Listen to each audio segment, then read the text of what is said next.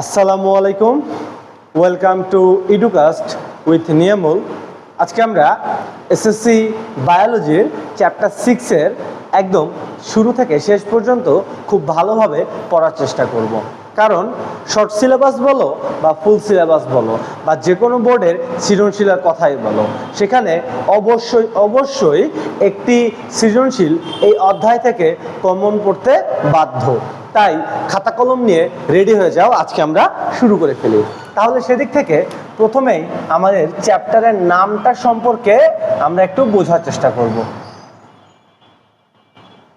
চ্যাপ্টারের নাম হলো জীবে পরিবহন। তাহলে জীবে বলতে মূলত কি বোঝানো হচ্ছে? জীবের ভেতরে, এবং পরিবহন বলতে বোঝানো হচ্ছে যে পরিবহন এক স্থান থেকে আরেক স্থানকে বুঝাইতেছে। পরিবহন বলতে এই যে এক স্থান থেকে আরেক স্থানে বোঝানো হইতেছে, এটা জীবদেহের ভেতরে যখন ঘটবে তখন সেটা বলা হচ্ছে জীবে পরিবহন। এবং এই যে জীবে পরিবহন ঘটবে, এইগুলো বিভিন্ন প্রক্রিয়ায় ঘটতে পারে বা বিভিন্ন মাধ্যমে ঘটতে পারে। আমাদেরকে আগে এগুলো সম্পর্কে বিস্তারিতভাবে জানতে হবে। তাহলে সেদিক থেকে আমাদের তিনটি প্রক্রিয়া সম্পর্কে বলা আছে, সেটা হচ্ছে ব্যাপন, অভিস্রবণ এবং ইম্বাইবিশন।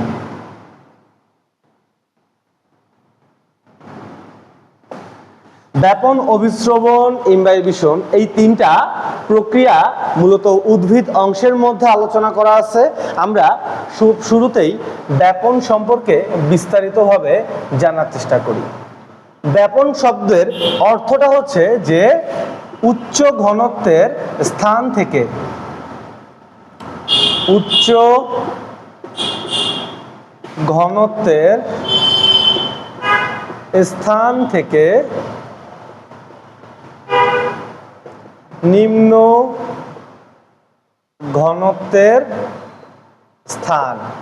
তাহলে উচ্চ ঘনত্বের স্থান থেকে নিম্ন ঘনত্বের স্থানে যাবে এবং সেটা যাইতে পারে কঠিন, তরল বা বায়বীয় বস্তু, এবং তা অবশ্যই স্বতঃস্ফূর্তভাবে ঘটবে। তাহলে এই যে উচ্চ ঘনত্বের স্থান থেকে নিম্ন ঘনত্বের স্থানে কঠিন, তরল বা বায়বীয় বস্তুর স্বতঃস্ফূর্তভাবে ছড়িয়ে পড়ার যে ঘটনাটা, এইটাকে আমরা বলবো হচ্ছে ব্যাপন প্রক্রিয়া। তাহলে ব্যাপন প্রক্রিয়ার ক্ষেত্রে অবশ্যই এটা ঘনত্বের উপরে নির্ভরশীল। তাহলে এটা যদি ঘনত্বের উপরে নির্ভরশীল হয়, আমরা একটা উদাহরণের মাধ্যমে দেখার চেষ্টা করি। ধরে নিলাম যে এখানে আমরা একটা গ্লাস নিচ্ছি এবং গ্লাসের ভেতরে অবশ্যই কিছু পানি থাকবে, এবং এই পানির মধ্যে আমরা কয়েক টুকরা যদি চিনির টুকরা দিয়ে দেই বা চিনি কিছু পরিমাণ দিয়ে দেই, তাহলে এই চিনিটা স্বতঃস্ফূর্তভাবে, অর্থাৎ আমরা কোনো তাপের পরিবর্তন ঘটাইতে পারবো না, মানে হচ্ছে তাপমাত্রার পরিবর্তন ঘটাইতে পারবো না, অথবা আমরা এখানে কোনো অবস্থানের পরিবর্তন ঘটাতে পারবো না, মানে হচ্ছে জিনিসটাকে নাড়তে পারবো না। পানির নিচে চিনিটা থাকবে এবং সেটা স্বতঃস্ফূর্তভাবে সেটা উচ্চ ঘনত্বের স্থান থেকে নিম্ন ঘনত্বের স্থানের দিকে ছড়িয়ে পড়বে। তাহলে এই যে উচ্চ ঘনত্বের স্থান থেকে নিম্ন ঘনত্বের স্থানের দিকে যে ছড়িয়ে পড়ার ঘটনাটা, এইটাকে আমরা বলতেছি হচ্ছে ব্যাপন। তাহলে আমরা বইয়ের সংজ্ঞার দিকে যাই। বইয়ের সংজ্ঞাতে আমরা কি লিখব? সেটা হচ্ছে কঠিন, তরল বা বায়বীয় বস্তুর উচ্চ ঘনত্বের স্থান থেকে নিম্ন ঘনত্বের স্থানে স্বতঃস্ফূর্তভাবে ছড়িয়ে পড়ার ঘটনাকে বলা হচ্ছে ব্যাপন। এখন আমরা ব্যাপন সম্পর্কে জানার পরে আমরা অভিস্রবণ সম্পর্কে একটু ভালোভাবে বোঝার চেষ্টা করি।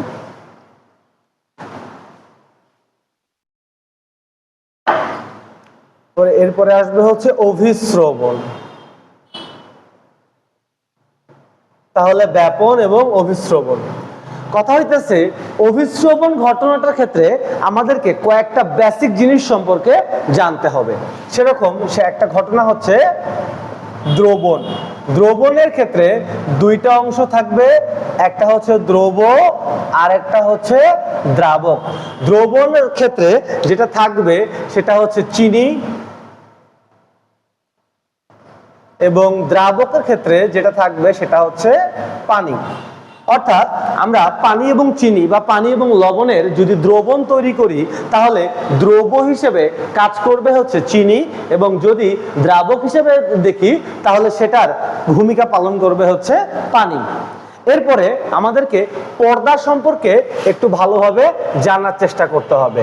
পর্দা বা ব্যবধান সৃষ্টিকারী বা পার্থক্যকারী অংশ, পার্থক্যকারী অংশ। তাহলে পার্থক্যকারী অংশ এই পর্দাটা আসলে হইতে পারে তিন ধরনের। একটা হচ্ছে ভেদ্য পর্দা, একটা অর্ধভেদ্য পর্দা, এবং আরেকটা হচ্ছে অভেদ্য পর্দা। একটা থাকবে দ্রব এবং আরেকটা হবে দ্রাবক। যদি ভেদ্য পর্দা হয় তাহলে সেদিক থেকে দ্রব এবং দ্রাবক এই দুইটা অংশেরই চলাচল করার মতো অনুমতি থাকবে, বা আমরা বলতে পারি ভেদ্য পর্দা দিয়ে দ্রব এবং দ্রাবক উভয় চলাচল করতে পারে। অর্ধভেদ্য পর্দা দিয়ে দ্রব চলাচল করতে পারে না, কিন্তু দ্রাবক চলাচল করতে পারে। এবং অভেদ্য পর্দা যেটা থাকবে, অভেদ্য পর্দা দিয়ে দ্রব চলাচল করতে পারবে না এবং দ্রাবকও চলাচল করতে পারবে না। তাহলে আমরা বুঝে ফেললাম যে অর্ধভেদ্য পর্দা যদি হয় তাহলে পানি এবং চিনির দ্রবণের মধ্যে সেখান থেকে অর্ধভেদ্য পর্দা দিয়ে শুধুমাত্র পানি পাস করতে পারবে, কিন্তু চিনি পাস করতে পারবে না বা চিনি চলাচল করতে পারবে না। তাহলে আমরা একটা উদাহরণে চলে যাই। সেটা হইতেছে একটা পাত্র আমরা নিলাম এবং এই পাত্রের মধ্যে আমরা একটা পার্থক্যকারী পর্দা রাখলাম বা একটা পর্দা রাখলাম। তাহলে পার্থক্যকারী অংশটা বা পর্দাটা এটা হচ্ছে অর্ধভেদ্য পর্দা, অর্ধভেদ্য পর্দা। তাহলে এখন কথা হইতেছে যে আমাদের অভিশ্রবণের ক্ষেত্রে প্রথমত যে শর্তটা পূরণ করতে হবে সেটা হচ্ছে অর্ধভেদ্য পর্দা দ্বারা দুইটা পাশ পৃথক করা আছে। তাহলে এখন কথা হইতেছে এই অর্ধভেদ্য পর্দা দুই পাশে কি থাকবে? থাকবে হচ্ছে পানির সমান পরিমাণ থাকবে, অবশ্যই পানির সমান পরিমাণ থাকবে, এবং তার সাথে এক পাশে আমরা দেব হচ্ছে কম চিনি এবং আরেক পাশে দেব পানি প্লাস বেশি চিনি। তাহলে আমরা এক পাশে কম চিনি দিছি, দুই পাশে পানির পরিমাণ সমান, এক পাশে কম চিনি আরেক পাশে বেশি চিনি। তাহলে এই যে কম চিনি এবং বেশি চিনি আছে, তাহলে এখানে অবশ্যই হবে হচ্ছে কম ঘনত্ব এবং এখানে হবে হচ্ছে বেশি ঘনত্ব। তাহলে এখন একটা জিনিস বোঝার চেষ্টা করো, সেটা হইতেছে আমরা সংজ্ঞাতে চলে যাব সরাসরি ভাবে। কিভাবে? সেটা হইতেছে একই দ্রাবক বিশিষ্ট। একই দ্রাবক বিশিষ্ট বলতে এখানে পানিকে বোঝানো হচ্ছে, দুই পাশে পানি আছে, দুইটি ভিন্ন ঘনত্বের দ্রবণ। দুইটি ভিন্ন ঘনত্বের দ্রবণ বলতে এক পাশে ঘনত্ব কম থাকবে, আরেক পাশে ঘনত্ব বেশি থাকবে। একটি অর্ধভেদ্য পর্দা দ্বারা পৃথক করা থাকলে, তার মানে এই দুইটা দ্রবণের মধ্যে যে ব্যবধান অংশটা আছে বা পার্থক্যকারী যে অংশটা আছে বা মানে আলাদা করে রাখা যে অংশটা আছে সেটা হচ্ছে অর্ধভেদ্য পর্দা। এটা দিয়ে কে চলাচল করতে পারবে? শুধুমাত্র দ্রাবক অংশ বা পানি চলাচল করতে পারবে, আর কেউ চলাচল করতে পারবে না। তাহলে একই দ্রাবক বিশিষ্ট দুটি ভিন্ন ঘনত্বের দ্রবণ একটি অর্ধভেদ্য পর্দা দ্বারা পৃথক করা থাকলে কম ঘনত্বের স্থান থেকে বেশি ঘনত্বের স্থানে দ্রাবক অণুর যে চলাচল হবে, এই দ্রাবক অণুর চলাচলকে আমরা বলবো হচ্ছে অভিস্রবণ। ব্যাপারটা আমি আবারও বলার চেষ্টা করি। সেটা হইতেছে একই দ্রাবক বিশিষ্ট দুটি ভিন্ন ঘনত্বের দ্রবণ একটি অর্ধভেদ্য পর্দা দ্বারা পৃথক করা থাকলে কম ঘনত্বের স্থান থেকে বেশি ঘনত্বের স্থান পর্যন্ত যে দ্রাবক অণুগুলো চলাচল করতেছে, এই দ্রাবক অণুর চলাচলের জন্য যে ঘটনাটা ঘটতেছে বা যে চলাচল করতেছে, এইটাকেই আমরা বলবো হচ্ছে অভিস্রবণ। এরপরে যেটা থাকবে সেটা হচ্ছে ইমবাইবিশন। আমরা একটু মুছে নেই।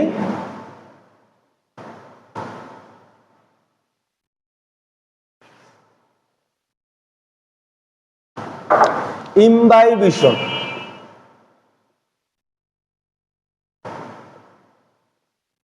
ইমবাইবিশন জিনিসটা কি এটা বোঝার জন্য আমাদের কিছু বেসিক অংশ আগে শিখতে হবে। সেগুলো হচ্ছে, আমরা যদি পানি শোষণ এটার উপর নির্ভর করে বস্তুগুলোকে ভাগ করি, তাহলে একটা পাবো হচ্ছে পানি আকর্ষী বস্তু, যেগুলোকে আমরা বলতেছি হাইড্রোফিলিক পদার্থ।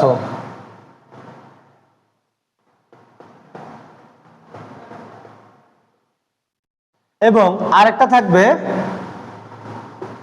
পানি বিকর্ষী বস্তু, যে আরেক সেটাকে আমরা বলবো হচ্ছে হাইড্রোফোবিক পদার্থ। তাহলে সেদিক থেকে হাইড্রোফিলিক পদার্থ এবং হাইড্রোফোবিক পদার্থ। তাহলে পানি আকর্ষী বস্তু বা হাইড্রোফিলিক বস্তুর মধ্যে পড়বে হচ্ছে স্টার্চ, সেলুলোজ, জিলেটিন, এগুলো। হাইড্রোফোবিক বা পানি বিকর্ষী পদার্থের মধ্যে পড়বে কাঁচ, তেল, পলিথিন, এগুলো। তাহলে কথা হইতেছে পানি আকর্ষী বস্তুগুলো খুব সহজেই পানি শোষণ করতে পারতেছে এবং পানি বিকর্ষী বস্তুগুলো কোনোভাবেই পানিকে শোষণ করতে পারতেছে না। তুমি চাইলে কোনোভাবেই তেলকে পানি দ্বারা আকর্ষিত করতে পারবা না, কিন্তু সেলুলোজ এটা খুব সহজেই পানি শোষণ করে নেবে। যেমন এটা একটা টিস্যু, এই টিস্যু খুব সহজেই কি করতেছে, পানিটাকে শোষণ করে নিচ্ছে। ঠিক সেম ভাবে জিলেটিন, আমরা ছোটকালে যে ম্যাজিক বল ব্যবহার করতাম বা হচ্ছে এই যে ছোট ছোট বল যেগুলো পানিতে ভিজায় রাখলে ছোট ছোট বল থেকে বড় বড় হয়ে যেত, মানে এই সাইজের বড়, মানে পানিতে ভিজায় রাখলে এক রাতের মধ্যে এগুলো বড় বল হয়ে যেত, এগুলো হচ্ছে ম্যাজিক বল বলা হতো আমাদের সময়। তো ওই জিলেটিন বস্তুগুলো থাকতেছে, তারপরে এগার এগার পাউডারটা থাকতেছে, তারপরে স্টার্চ মানে আটা ময়দা এগুলো থাকতেছে। কিন্তু হাইড্রোফোবিক পদার্থের ক্ষেত্রে এগুলো কোনোভাবে পানিকে আকর্ষণ করতেছে না। এখানে একটা জিনিস জেনে রাখা ভালো, সেটা হইতেছে আমাদের এই যে পানি আকর্ষী বস্তু যেগুলো আছে এগুলোর মধ্যে স্টার্চ যেটা থাকবে সেটা হচ্ছে উদ্ভিদের সঞ্চিত বস্তু, সঞ্চিত বস্তু। সেলুলোজ যেটা থাকবে এটা হচ্ছে গাঠনিক বস্তু। তাহলে স্টার্চ হচ্ছে সঞ্চিত বস্তু এবং সেলুলোজ হচ্ছে গাঠনিক বস্তু, এই সবগুলাই হচ্ছে উদ্ভিদের। তাহলে উদ্ভিদের গাঠনিক পদার্থ হচ্ছে সেলুলোজ এবং সঞ্চিত পদার্থ হচ্ছে স্টার্চ। তাহলে এই যে এই বস্তুগুলো আছে এই বস্তুগুলোকে সবগুলোকেই একসাথে একটা বিশেষ নাম দেওয়া হয়, সেটা হচ্ছে কলয়েড ধর্মী বস্তু। কলয়েড ধর্মী বস্তুর বিশেষ সংজ্ঞা আছে, কিন্তু এসএসসি লেভেলে আপাতত জানার প্রয়োজন নাই। প্রয়োজন হচ্ছে জাস্ট এইটুকু মনে রাখলেই হবে যে পানি আকর্ষী বস্তু যেটা আছে, পানি আকর্ষী বস্তু মানে মোস্ট প্রবাবলি এটা হচ্ছে কলয়েড ধর্মী বস্তু। তাহলে কলয়েড ধর্মী বস্তু যে পানি শোষণ করে এই প্রক্রিয়াটাকে আমরা বলবো হচ্ছে ইমবাইবিশন। তাহলে স্টার্চ কাঠ পানিতে ভিজায় রাখতেছি, কাঠ পানি শুষে নিয়ে এটা কি হচ্ছে, ফুলে যাচ্ছে এবং ফুলে যাওয়ার ফলে সেটা একটা সময় গিয়ে আমাদের হচ্ছে তার আয়তন বাড়তেছে, মানে পানি শোষণ করতেছে খুব সহজেই। তাহলে এই যে খুব সহজে পানি শোষণ করতেছে এই প্রক্রিয়াটাকে আমরা বলবো হচ্ছে ইমবাইবিশন। তাহলে আশা করি বুঝতে পারছো। এখন এই যে আমরা স্টার্চ, সেলুলোজ এই বস্তুগুলো আমরা আশেপাশে বহুত দেখতে পারি। এরপরে যেটা থাকে সেটা হইতেছে আমাদের ব্যাপন, অভিস্রবণ এবং ইমবাইবিশন একটা উদ্ভিদ কিভাবে ব্যবহার করতেছে। দেখো, ব্যাপনের ক্ষেত্রে ব্যাপন অংশটা আমাদের উদ্ভিদ দুই ভাবে ব্যবহার করতেছে। একটা হইতেছে উদ্ভিদ তার পানি যখন শোষণ করবে তখন তার অবশ্যই মূল দিয়ে শোষণ করবে, এবং এই যে মূল দিয়ে শোষণ করবে, মূল দিয়ে শোষণ করার সময় দেখা যাচ্ছে যে এখানে সে বাইরে যে পানিটা আছে এই পানিটার ঘনত্ব কিরকম হবে, অবশ্য লবণের ঘনত্ব বেশি হবে, লবণের পরিমাণ বেশি, যার ফলে বাইরে যখন পানিটা থাকতেছে এই পানিটার ক্ষেত্রে লবণ এবং পানির মিশ্রণের ঘনত্বটা বেশি হচ্ছে, কিন্তু উদ্ভিদ দেহের মধ্যে পানির ঘনত্বটা কম হচ্ছে। তাহলে এই যে বাইরে থেকে উদ্ভিদের দেহের ভেতরে ঢুকলো এই পানিটা, এটা কিন্তু বাইরের উচ্চ ঘনত্ব থেকে নিম্নে মানে উদ্ভিদের দেহের ভেতরের কম ঘনত্বের অঞ্চলে পৌঁছাই গেল। তাহলে উচ্চ ঘনত্বের বাইরের জায়গা থেকে উদ্ভিদের দেহের মধ্যে নিম্ন ঘনত্বের স্থানে চলে গেল, এইটাকে আমরা বলবো হচ্ছে ব্যাপন প্রক্রিয়া। অর্থাৎ বাইরে থেকে উদ্ভিদের দেহের মধ্যে যাবে, এটা হচ্ছে ব্যাপন প্রক্রিয়ার মাধ্যমে যাবে। এখন ধরে নাও যে এই যে পানিটাকে শোষণ করবে, এই পানির সম্পূর্ণ অংশটাকে উদ্ভিদ কাজে লাগাইতে পারে না, বেশিরভাগই তার চাহিদার চেয়ে অতিরিক্ত হয়। তাহলে ওই অতিরিক্ত পানিটাকে সে যখন প্রশোধন প্রক্রিয়ায় বের করে দেবে, এটাও এক ধরনের ব্যাপন প্রক্রিয়া। এরপরে যেটা থাকবে সেটা হচ্ছে অভিস্রবণ। এখন মনে করি যে এখানে প্রচন্ড বৃষ্টি হয়েছে, এখন বৃষ্টি হইলে পানির ঘনত্ব অবশ্যই কি হবে, কম হবে। তাহলে পানির ঘনত্ব মানে মাটিতে এখন মনে করো যে প্রচুর পরিমাণে বৃষ্টি হয়েছে, প্রচুর পরিমাণে পানি নামছে, তাহলে প্রচুর পানি হইলে এখানে লবণের ঘনত্ব অবশ্যই কমবে। লবণের ঘনত্ব যদি কমে, একটা সময় গিয়া উদ্ভিদের বাইরের দিকের অংশটা কম ঘনত্বের হয়ে যাবে এবং উদ্ভিদের ভেতরের দিকের অংশটা বেশি ঘনত্বের হয়ে যাবে। ঠিক সেম ভাবে আগে যেরকম উদ্ভিদের বাইরে ছিল বেশি ঘনত্ব এবং ভেতরে ছিল কম ঘনত্ব, তাহলে বেশি থেকে বাইরে ভেতরে যখন গেছে তখন মূলত বেশি ঘনত্বের স্থান থেকে কম ঘনত্বের স্থানে গেছে, কিন্তু যখন বাইরে পানির পরিমাণটা বেশি, লবণের ঘনত্ব কম, তখন বাইরে ঘনত্ব বেশি, তখন এখন যাবে হচ্ছে কম ঘনত্ব থেকে বেশি ঘনত্বের দিকে। তাহলে এই যে কম ঘনত্ব থেকে বেশি ঘনত্বের দিকে গেল পানি, সেটাকে আমরা বলবো হচ্ছে এটা অভিস্রবণ প্রক্রিয়া। তাহলে আমরা জেনে ফেললাম যে অভিস্রবণ প্রক্রিয়া, উদ্ভিদের দেহের গাঠনিক পদার্থ হইতেছে সেলুলোজ। তাহলে উদ্ভিদের দেহের গাঠনিক পদার্থ যেটা সেলুলোজ থাকলো, এই সেলুলোজ খুব সহজেই উদ্ভিদের দেহের মধ্যে পানি শোষণের জন্য প্রভাব ফেলতে পারে। তাহলে খুব সহজেই এই যে সেলুলোজ পানিটাকে শোষণ করে উদ্ভিদের দেহের মধ্যে দিল, এটাই হচ্ছে উদ্ভিদের পানি শোষণের একটা প্রক্রিয়া। তাহলে আমরা তিনটা প্রক্রিয়া সম্পর্কে জানলাম, আমি আবারও বলে দিচ্ছি। সেটা হচ্ছে বাইরে যখন ঘনত্ব বেশি, উদ্ভিদের দেহের মধ্যে যখন ঘনত্ব কম, তখন বেশি ঘনত্বের স্থান থেকে কম ঘনত্বের স্থানে পানি চলে গেল, এই প্রক্রিয়াটা হচ্ছে ব্যাপন প্রক্রিয়া। যখন বৃষ্টি হইলো বা পানির ঘনত্ব যখন বাইরে কমে গেল, উদ্ভিদের দেহের মধ্যে যখন পানির ঘনত্ব বেশি থাকলো, তখন কম ঘনত্বের স্থান থেকে বেশি ঘনত্বের স্থানে দ্রব অণু যাচ্ছে, এটা হচ্ছে অভিস্রবণ। এবং উদ্ভিদের যে গাঠনিক বস্তু থাকবে, এই উদ্ভিদের গাঠনিক বস্তুটা হচ্ছে মূলত সেলুলোজ। তাহলে এই সেলুলোজ বা স্টার্চ, এই যে সেলুলোজ বা স্টার্চ, এটার সহযোগিতায় খুব সহজেই উদ্ভিদ তার দেহের মধ্যে পানিকে গ্রহণ করতে পারতেছে।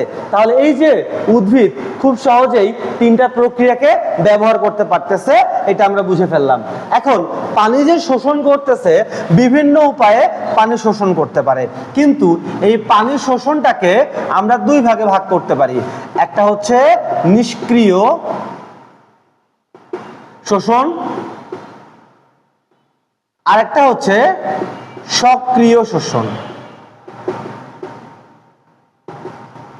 তাহলে নিষ্ক্রিয় শোষণ এবং সক্রিয় শোষণের ক্ষেত্রে যদি চিন্তা করি যে নিষ্ক্রিয় শোষণ বলতে আসলে কি বোঝানো হচ্ছে, যে ধরনের পানি শোষণে উদ্ভিদের বিপাকীয় শক্তি খরচ হচ্ছে না, অর্থাৎ তার এক্সট্রা ভাবে কোনো শক্তি খরচ করতে হচ্ছে না, সেই প্রক্রিয়াটাকে আমরা বলবো হচ্ছে নিষ্ক্রিয় শোষণ।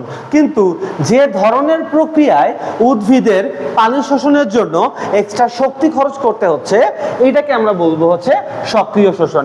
নিষ্ক্রিয় শোষণ, এই যে ইমবাইবিশন যেটা আছে, এটা এক ধরনের নিষ্ক্রিয় শোষণ বলতে পারি। আবার আমাদের পত্ররন্ধ্রের পানি বের হয়ে গেলে একটা পানির শর্টেজ তৈরি হচ্ছে। তাহলে এই যে পানির শর্টেজটা তৈরি হচ্ছে, এই পানির শর্টেজ তৈরি হওয়ার মাধ্যমে পানির চাহিদাটা একটা সময় গিয়ে উদ্ভিদের মূলে পৌঁছাচ্ছে। তাহলে এই যে পানির চাহিদাটা পাতা থেকে মূল পর্যন্ত পৌঁছাইলো এবং যার ফলে খুব সহজেই ভৌতভাবে পানি শোষণ করতে পারতেছে। এটা এক ধরনের সক্রিয় শোষণ। তার মানে যে ধরনের শোষণে নিষ্ক্রিয় মানে শক্তি খরচ করতে হচ্ছে না সেটা হচ্ছে নিষ্ক্রিয় শোষণ, এবং যে ধরনের শোষণে পানি শক্তি খরচ করতে হচ্ছে সেটা হচ্ছে সক্রিয় শোষণ। এখন প্রচ্ছদন, এই প্রক্রিয়াটা সম্পর্কে আমাদেরকে একটু জানতে হবে। প্রচ্ছদন জিনিসটা কি? প্রচ্ছদনের আগে আমাদের একটা পাতার অঙ্গাণু সম্পর্কে জানতে হবে, যেটার নাম হচ্ছে পত্ররন্ধ্র।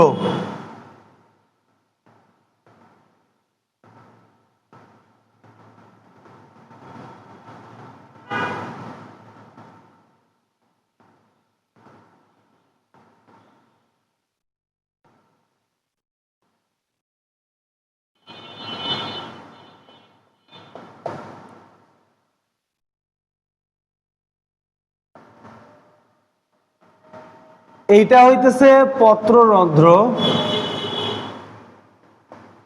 এটা হচ্ছে রক্ষী কোষ,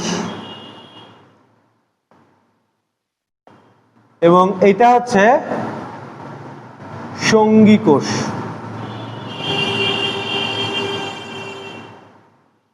তাহলে এখন এই যে পত্ররন্ধ্র থাকলো, এই পত্ররন্ধ্রের শব্দের অর্থ কি? পত্র শব্দটার অর্থ হচ্ছে পাতা, রন্ধ্র এই শব্দটার অর্থ হচ্ছে ছিদ্র। তাহলে পত্ররন্ধ্র মানে মূলত পাতার ছিদ্রকে বোঝানো হচ্ছে। তাহলে এই যে পাতার ভেতরে যে অসংখ্য ছিদ্র থাকতেছে, এই পাতার ভেতরে থাকা অসংখ্য ছিদ্রকেই আমরা বলতেছি হচ্ছে পত্ররন্ধ্র। এই পত্ররন্ধ্র যখন খোলা থাকে তখন সেটা কি করতেছে? তখন সেটা পানি ব্যাপন প্রক্রিয়ায় বের করে দিচ্ছে। কিন্তু যখন পত্ররন্ধ্র বন্ধ থাকতেছে তখন কোনো পানি বের হইতে পারতেছে না। এখন প্রচ্ছদনটা কেন প্রয়োজন এটা একটু বোঝার চেষ্টা করি। সেটা হইতেছে, আমরা ধরে নিলাম এই উদ্ভিদটার প্রতিদিন 10 লিটার পানি লাগে এবং 1000টা আয়ন লাগতেছে। তাহলে এই যে 1000 যে আয়নের প্রয়োজন হইল, এই 1000 আয়নের ক্ষেত্রে দেখা যাচ্ছে তার প্রতি লিটারে মোটামুটি ভাবে 100টা করে আয়ন মানে গ্রহণ করতে হবে। এখন আমরা 10 লিটার পানি শোষণ করার পরে দেখা গেল মাটিতে হয়তো পানির ভেতরে লবণের ঘনত্ব কম ছিল। লবণের ঘনত্ব কম থাকার ফলে 10 লিটারের জন্য তাকে হয়তো 10 লিটার শোষণ করার পরে সে হয়তো দেখতেছে তার 100টা আমরা ধরি না, আমরা 200 ধরি, 200টা ধনাত্মক বা ঋণাত্মক আয়ন পূরণ হয়েছে, কিন্তু তার আয়ন দরকার 1000টা, কিন্তু পানি দরকার 10 লিটার। এখন 10 লিটারের জন্য যদি তাকে 10 লিটার পানি শোষণ করার ফলে সে যদি তার দেহের মধ্যে 200টা ধনাত্মক বা ঋণাত্মক আয়ন পায়, এই 1000টা ধনাত্মক বা ঋণাত্মক আয়নের জন্য তাকে মোটামুটি ভাবে 50 লিটার পানি শোষণ করতে হবে। কিন্তু তার পানির চাহিদা পূরণ অনেক আগেই হয়ে গেছে। 10 লিটার পানির চাহিদা এবং 1000টা ধনাত্মক বা ঋণাত্মক আয়নের দরকার। তাহলে 50 লিটার পানি শোষণ করে সে 1000টা ধনাত্মক বা ঋণাত্মক আয়ন পাইল। কিন্তু সমস্যাটা হচ্ছে এখানে তার 50 লিটার পানির কোনো প্রয়োজন নাই। 50 লিটার পানির পরিবর্তে তার প্রয়োজন হচ্ছে 10 লিটার পানি। তার মানে তার এক্সট্রা 40 লিটার পানি অতিরিক্ত থেকে গেল। তাহলে এই যে অতিরিক্ত 40 লিটার পানি যে অতিরিক্ত থেকে গেল, এই অতিরিক্ত পানিটাকে তারা পত্ররন্ধ্রের মাধ্যমে ব্যাপন প্রক্রিয়ায় বাষ্পাকারে বের করে দেবে। তাহলে এই যে অতিরিক্ত পানিটাকে যখন বের করে দিল তখন উদ্ভিদের দেহটা সুস্থ থাকলো। কারণ পানিটা যদি বের করে না দেয় তাহলে সে আর পানি শোষণ করতে পারবে না। কারণ তার দৈনিক পানির চাহিদা হচ্ছে 10 লিটার, সে গ্রহণ করছে 50 লিটার, অর্থাৎ অতিরিক্ত 40 লিটার পানিটাকে সে বাষ্পাকারে বের করে দেবে, যেটা অনেকটা একটা প্রাকৃতিক এসির মতো কাজ করে। যেখানে গাছপালা বেশি তার আশেপাশে দেখবা বাতাসটার ভেতরে একটু ঠান্ডা ঠান্ডা ভাব থাকে, বা যেখানে গাছ বেশি সেখানে একটু বাতাসটা ঠান্ডা হয়। কারণ কি, ঠিক এসি যে প্রক্রিয়ায় বাতাসটাকে ঠান্ডা করে দেয় ওইটারই ন্যাচারাল প্রসেস আমরা এটাকে বলতে পারি যে পত্ররন্ধ্রের মাধ্যমে আসলে যেটা কাজ হয়, পত্ররন্ধ্রের মাধ্যমে পানি যখন বাষ্পাকারে বাতাসের সাথে মিশে যাচ্ছে এখানে যেটা হয় সেটা হচ্ছে বাতাসটা একটু ঠান্ডা হয়, যার ফলে যেখানে গাছপালা বেশি সেখানকার বাতাসটা একটু হলেও বেশি স্বস্তি দেয়। এই পত্ররন্ধ্রটাকে বলা হচ্ছে নেসেসারি ইভিল। পত্ররন্ধ্রটাকে বলা হচ্ছে নেসেসারি ইভিল বা প্রয়োজনীয় শত্রু। প্রয়োজনীয় শত্রু। তো এই যে নেসেসারি ইভিল বা প্রয়োজনীয় শত্রু বলার কারণ কি? কারণ এখানে প্রথমত বুঝি আগে প্রয়োজনীয় কেন বলা হচ্ছে। কারণ যদি প্রশোধন না ঘটে তাহলে উদ্ভিদ তার দেহের অতিরিক্ত পানিটাকে বের করে দিতে পারবে না। কিন্তু যদি নেসেসারি ইভিল বলা হয় তাহলে অবশ্যই কোনো না কোনো দুষ্টামি আছে বা কোনো না কোনো এমন কোনো কাজ করতেছে যার ফলে সে উদ্ভিদের ক্ষতির কারণ হচ্ছে। এখন এই যে অতিরিক্ত 40 লিটার পানি, এটা কিন্তু সে আরো 4 দিন চলতে পারতো। অর্থাৎ 10 লিটার পানি দিয়ে সে একদিন চলতে পারে, 50 লিটার পানি দিয়ে সে 5 দিন তার পানির চাহিদা মেটাইতে পারবে। খনিজ লবণের অভাব হইলে কখনোই উদ্ভিদ রাতারাতি মারা যাবে না, ধীরে ধীরে তার উদ্ভিদের স্বাস্থ্য খারাপ হবে। কিন্তু পানি যদি না পায় একদিনের মধ্যে উদ্ভিদ মারা যাইতে পারে বা কয়েক দিনের ব্যবধানে উদ্ভিদ মারা যাইতে পারে। তাহলে যদি উদ্ভিদটা শ্বসনের প্রশোধনের পরিমাণ অত্যধিক হয় তাহলে সেদিক থেকে উদ্ভিদ তার অতিরিক্ত পানিটাকে প্রশোধনের মাধ্যমে বের করে দিচ্ছে, এবং অনেক ক্ষেত্রে এই প্রশোধনের কারণে অতিরিক্ত পানি বের করে দেওয়ার ফলে সে তার চাহিদা মতো পানি আর পরবর্তীতে পাইতেছে না। তাহলে এই যে অতিরিক্ত পানি যেটা পাইতেছে না এইটাই মূলত হচ্ছে উদ্ভিদের মৃত্যুর কারণ হয়ে যাইতেছে। এই যে এটা উদ্ভিদের মৃত্যুর কারণ হয়ে যাইতেছে, এই জন্য প্রশোধনকে বলা হচ্ছে নেসেসারি ইভিল। এখন এই যে নেসেসারি ইভিল গেল, এইটা আশা করি বুঝতে পারছো। এখন আমাদের এই উদ্ভিদের ক্ষেত্রে পানি প্রবাহ করার জন্য দুইটা টিস্যু কাজ করে। এখন দুইটা টিস্যু কি কি কাজ করে এই টিস্যুগুলোর ক্ষেত্রে একটু বোঝার চেষ্টা করি। সেটা হইতেছে, এক ধরনের টিস্যুর মাধ্যমে মাটি থেকে পানি পাতা পর্যন্ত যায়। তাহলে এই যে মাটি থেকে পাতা পর্যন্ত যে পানিটা গেল, এই পানিটার ক্ষেত্রে দেখা যাইতেছে যে পানিটা পাতা পর্যন্ত গেছে, এইটা যে যায় এটা হচ্ছে জাইলেম টিস্যুর মাধ্যমে। জাইলেম। এবং পাতায় উৎপন্ন যে খাবারটা আছে এই খাবারটা তারা হচ্ছে চতুর্দিকে পৌঁছায় দেয়। এই যে টিস্যুর মাধ্যমে চতুর্দিকে পৌঁছায় দিচ্ছে এই টিস্যুটা হচ্ছে ফ্লোয়েম টিস্যু।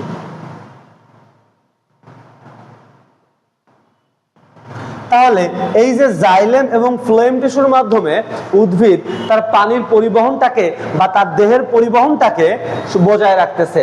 জাইলেম টিস্যুর মাধ্যমে উদ্ভিদ মাটি থেকে পানি গ্রহণ করতেছে এবং ওই পানিটাকে পাতা পর্যন্ত পৌঁছায় দিচ্ছে। ওই পানিটাকে পাতা ব্যবহার করে সালোক সংশ্লেষণ ঘটাচ্ছে এবং সালোক সংশ্লেষণ ঘটানোর ফলে প্রাপ্ত যে গ্লুকোজ বা তরল খাদ্যটা থাকতেছে এই তরল খাদ্যটাকে সে কি করতেছে, ফ্লোয়েম টিস্যুর মাধ্যমে চতুর্দিকে ছড়াই দিচ্ছে। এই যে জাইলেম এবং ফ্লোয়েম টিস্যু, এই জাইলেম এবং ফ্লোয়েম, তাহলে জাইলেম এবং ফ্লোয়েম টিস্যুকে একত্রে বলা হচ্ছে ভাস্কুলার বান্ডেল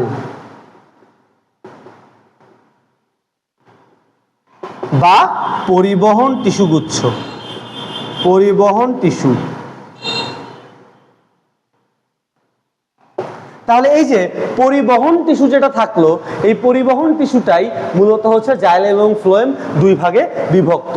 এই পরিবহন টিস্যুর পরিবহনটা কখনো কখনো আটকে যায়। কখন আটকে যায়? শীতকালে। শীতকালে কি হয়? শীতকালে ক্যালোজ নামক একটা পদার্থ থাকে। এই পদার্থটা হচ্ছে অনেকটা চর্বি বা মোম জাতীয় পদার্থ। তো এই ক্যালোজ নামক যে পদার্থটা আছে, এই পদার্থটা পুরা উদ্ভিদের দেহে থাকতেছে, কিন্তু শীতকালে এটা জমে যাচ্ছে, তাপমাত্রা কমে যাচ্ছে, যার ফলে এটা জমে যাচ্ছে। এটা যখন জমে যাচ্ছে, এটা জমে যাওয়ার পরে দেখা যাবে যে এটা উদ্ভিদের দেহের মধ্যে পানির প্রবাহটাকে খুব ভালোভাবে আটকাই দিতে পারতেছে। এখন পানির প্রবাহটা ঠিক না হওয়ার কারণে সেটা কি করতেছে, উদ্ভিদের পাতাকে সালোক সংশ্লেষণ ঠিকভাবে হইতে দিচ্ছে না, যার ফলে উদ্ভিদের পাতা একটা সময় গিয়ে মানে ঝরে পড়তেছে। এই যে পাতা ঝরে পড়তেছে, যেমন মেহগনি গাছ আমরা দেখতে পারি, মেহগনি গাছ বা আরো অনেক গাছের ক্ষেত্রে বসন্তকালে পাতা সব ঝরে যায়। কারণ কি? কারণ তাদের ভেতরে ক্যালোজের পরিমাণ বেশি। এই যে ক্যালোজ যেটা থাকবে, এই ক্যালোজটা জমে যাওয়ার কারণে তারা পানির প্রবাহ ঘটাইতে পারে না।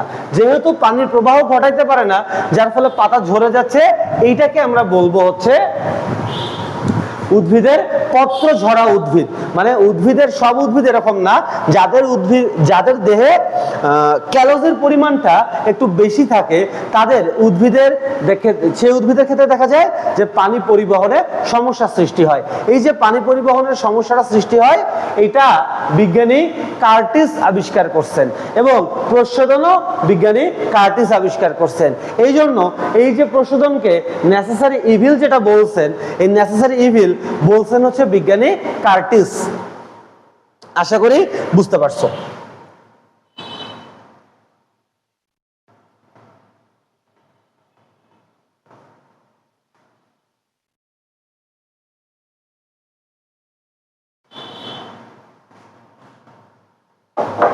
এখন আমরা প্রাণী অংশ শুরু করে ফেলবো।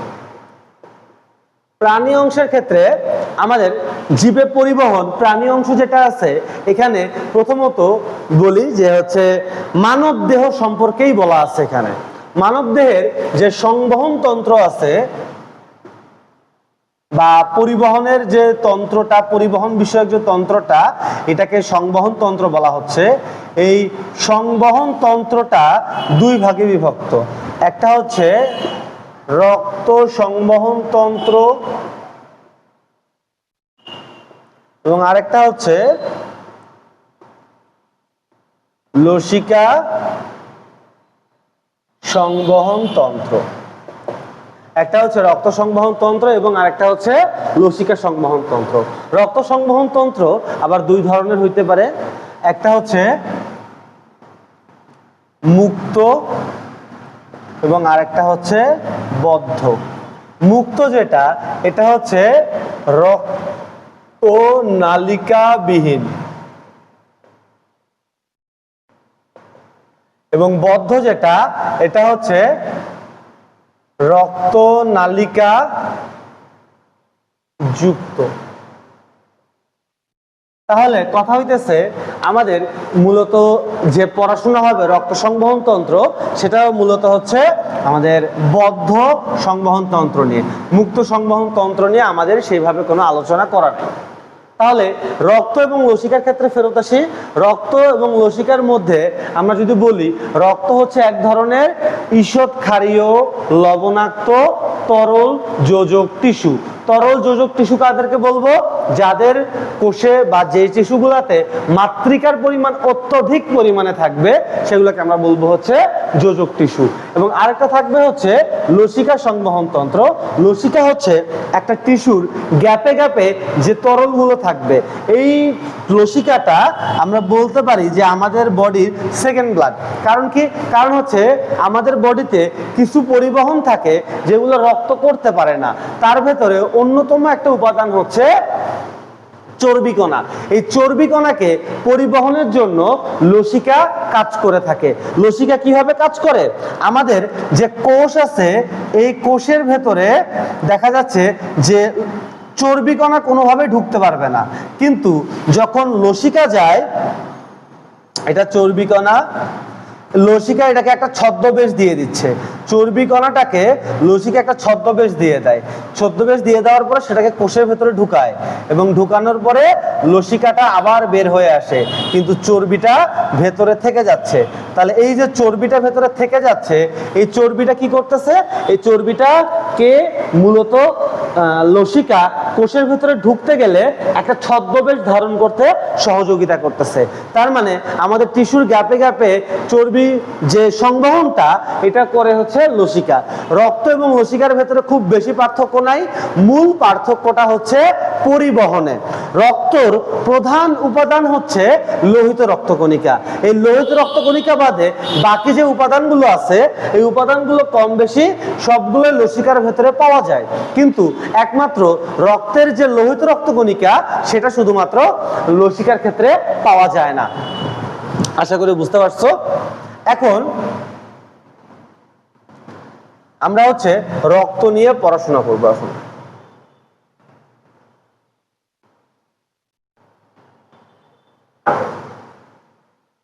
যদি আমরা রক্তকে সেন্ট্রিফিউজ করি বা আমরা রক্তটাকে যদি ভাগ করে ফেলি, তাহলে এই রক্তটাকে আমরা দুই ভাগে ভাগ করতে পারবো। একটা হচ্ছে রক্তকণিকা এবং আরেকটা হচ্ছে রক্তরস। একটা হচ্ছে রক্তকণিকা আর একটা হচ্ছে রক্তরস। রক্তরস যে এবং রক্তকণিকা একটা অনুপাতের মধ্যে পাওয়া যাচ্ছে, নির্দিষ্ট অনুপাতে পাওয়া যাচ্ছে। এই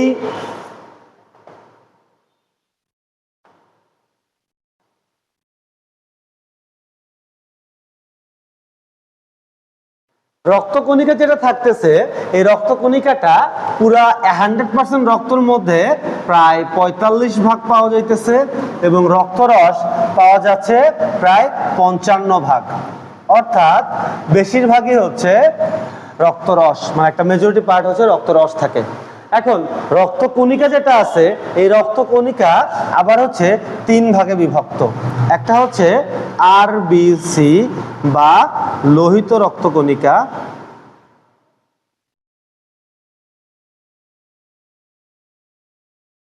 এরপরে থাকতেছে ডাব্লিউবিসি বা শ্বেত রক্তকণিকা,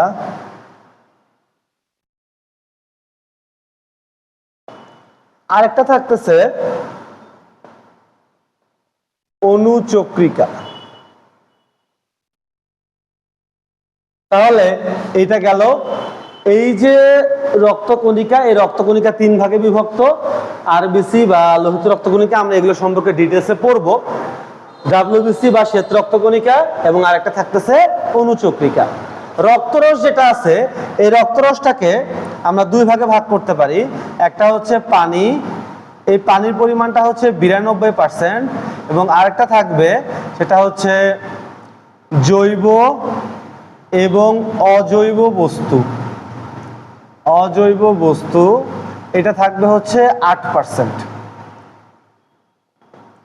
মানে এই 55% রক্তরসটাকে যদি আমরা 100% ধরি, এই রক্তরসের 100%-এর মধ্যে 92% থাকবে পানি এবং জৈব এবং অজৈব বস্তু থাকবে হচ্ছে প্রায় 8%।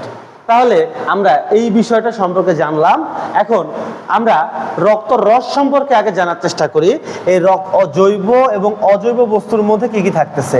এই জৈব অজৈব বস্তুর মধ্যে থাকতেছে শর্করা বা গ্লুকোজ থাকতেছে, তারপরে হচ্ছে অ্যান্টিবডি অ্যান্টিজেন থাকতেছে, বিভিন্ন ধরনের ফাইবার থাকতেছে, মানে প্রোটিন ফাইবারগুলো, তারপরে হচ্ছে এনজাইম হরমোন থাকতেছে, তারপরে এই জৈব এবং অজৈব বস্তুর মধ্যে বিভিন্ন আয়ন থাকতেছে, তারপরে চর্বিকণা এগুলো থাকতেছে। মানে মোট কথা পানি বাদে যত কিছু রক্তের আছে সবগুলাই হচ্ছে পানি, এবং এই যে কণিকাগুলো বাদে রক্তরসের ভেতরে শুধুমাত্র পানি বাদে এই জৈব অজৈব বস্তু বলতে আমরা বুঝতেছি হচ্ছে চর্বিকণা, শর্করা, আমিষ, তারপর বিভিন্ন ধরনের আয়ন, তারপরে খনিজ লবণের যে মূলকগুলো থাকতেছে, এই মূলকগুলো এগুলাই হচ্ছে মূলত জৈব এবং অজৈব বস্তুর মূল উপাদান। আমরা রক্তকণিকার ক্ষেত্রে একটু ডিটেলসে পড়ার চেষ্টা করব। রক্তকণিকার ক্ষেত্রে প্রথমেই যেটা আসে সেটা হইতেছে আরবিসি, আরবিসি বা এটাকে বলা হয় red blood corpuscle. Red blood corpuscle ক্ষেত্র বিশেষে এটাকে সেল বলা যায়, কিন্তু কোষ হওয়ার জন্য মোট 3টা শর্ত পূরণ করতে হয়। একটা সত্তাকে কোষ বলতে গেলে তার মোট 3টা শর্ত পূরণ করতে হয়। সেই 3টা শর্ত হচ্ছে কেন্দ্রিকা থাকতে হবে বা নিউক্লিয়াস থাকতে হবে, বিভাজন ক্ষমতা থাকতে হবে এবং সাইটোপ্লাজম বা তার সজীব অংশটাকে থাকতে হবে বা প্রোটোপ্লাজম থাকতে হবে। তাহলে এই 3টা শর্তের মধ্যে 2টা শর্ত সে পূরণ করতে পারে না, কারণ পরিণত অবস্থায় লোহিত রক্তকণিকার ক্ষেত্রে কোনো নিউক্লিয়াস থাকতেছে না, পাশাপাশি এটা নিজে নিজে বিভাজিত হইতে পারতেছে না। তার মানে এর নিউক্লিয়াস নাই এবং বিভাজন ক্ষমতা নাই। এই 2টা ক্ষমতার উপর নির্ভর করে আমরা বলতে পারি লোহিত রক্তকণিকা আসলে প্রকৃত অর্থে একটা কোষ না, যদিও কোথাও কোথাও সেল বলা আছে ছোটদের বইয়ে, কিন্তু আসলে এটা একটা সেল না, এটা হচ্ছে কণিকা বা এটা কণা, কিন্তু প্রকৃত অর্থে কোষ না। তাহলে প্রথমত আসি এটা দেখতে কেমন। লোহিত রক্তকণিকা দেখতে গোলাকার, সাইড থেকে যদি দেখি দুই পাশে 2টা অবতল অংশ থাকবে। তাহলে এই যে দুই পাশে যে 2টা অবতল অংশ থাকলো, তাহলে কি হচ্ছে যে অনেকটা 2টা প্লেটকে তার পিছন অংশ একসাথে করে দিলে যে একটা অংশ পাওয়া যাবে। তাহলে এই ক্ষেত্রে এইটার ক্ষেত্রে দেখা যাচ্ছে যে চতুর্দিকে কি থাকতেছে, এরকম চাপা অংশ থাকতেছে, মানে গোলাকার, এই মাঝখানে অংশটা একটু চাপা, যার ফলে এইরকম দেখা যাচ্ছে। এটা হচ্ছে লোহিত রক্তকণিকার যে আকৃতি থাকে সেটা। এটা উৎপন্ন হয় কোথায়? এটা উৎপন্ন হয় হচ্ছে অস্থিমজ্জায়,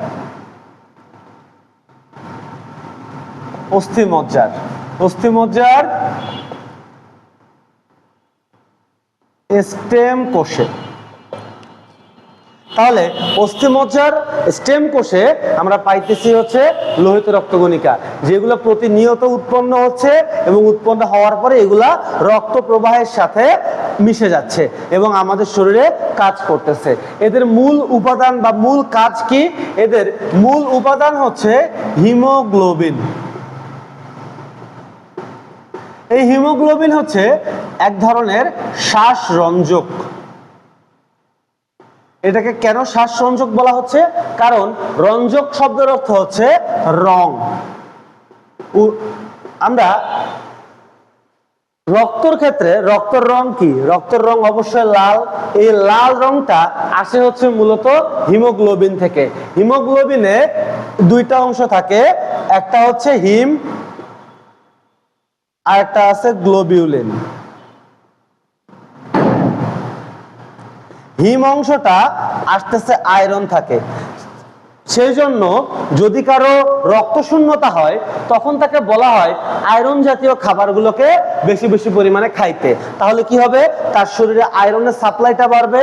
আয়রনের সাপ্লাই যদি বাড়ে তাহলে সে হিমোগ্লোবিন প্রপারলি তৈরি করতে পারবে এবং তার দেহ যদি হিমোগ্লোবিন প্রপারলি তৈরি করতে পারে তখন সেটা অস্থিমজ্জার স্টেম কোষে কি করবে? স্টেম কোষে হচ্ছে লোহিত রক্তকণিকা উৎপন্ন করবে।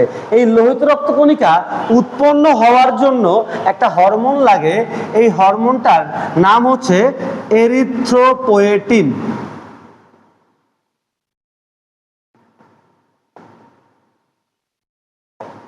ঠিক আছে, এরিথ্রোপোয়েটিন নামক একটা হরমোন লাগে। এই প্রসেস যেটা আছে এই প্রসেসটাকে আমরা বলবো হচ্ছে এরিথ্রোপোয়েসিস।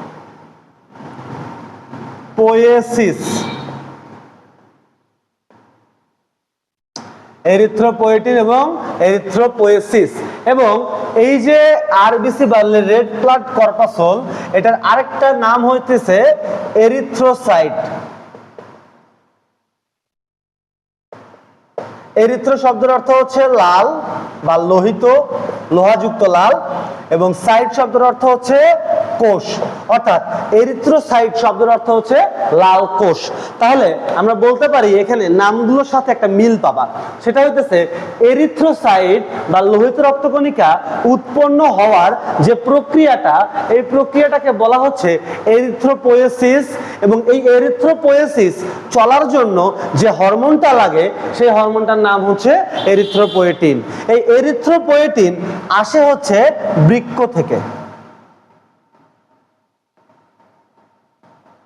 তাহলে আমরা আবারও বলে ফেলি, লোহিত রক্তকণিকা বা রেড ব্লাড কর্পাসল যেটা থাকতেছে, এই লোহিত রক্তকণিকা বা রেড ব্লাড কর্পাসলের ক্ষেত্রে দেখা যাইতেছে এটা কি করতেছে, লাল কোষ হিসেবে নামকরণ হচ্ছে, বা এটার নাম হচ্ছে এরিথ্রোসাইট। এরিথ্রোসাইট উৎপাদনের জন্য বা এরিথ্রোসাইট তৈরি করার জন্য যে প্রক্রিয়াটা, এই প্রক্রিয়াটাকে আমরা বলতেছি এরিথ্রোপোয়েসিস। এবং এরিথ্রোপোয়েসিস যেটা থাকতেছে এটাকে পাচ্ছি কই থেকে, এটাকে পাইতেছি আমরা একটা এরিথ্রোপোয়েটিনের মাধ্যমে, এটার উদ্দীপনাটা পাইতেছি যেটা আসতেছে হচ্ছে বৃক্ক থেকে। এখন আমরা এখানে ফেরত আসি শ্বাস সংযোগে। শ্বাস সংযোগ হিসেবে লোহিত রক্তকণিকা আসলে কি কাজ করতেছে?